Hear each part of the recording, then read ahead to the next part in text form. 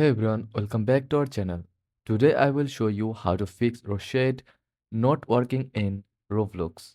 Let's troubleshoot and get those stunning graphics up and running in no time. First of all, ensure Roshade is properly installed. Head to your desktop and double check the installer. If you are unsure, download the latest version from roshade.com or Roshade GitHub and install it.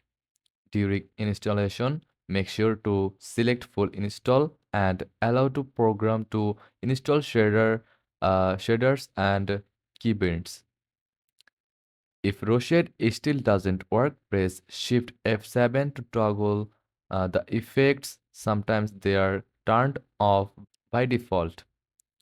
Check your Roblox graphics settings.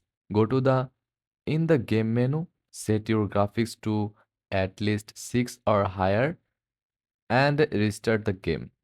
Choose any programs that might conflict with Roshade like screen recorders or overlays.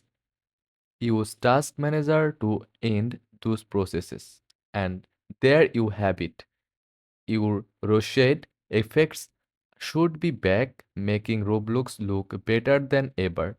If this helped, hit like, subscribe, and let me know in the comments what tutorial you want to next.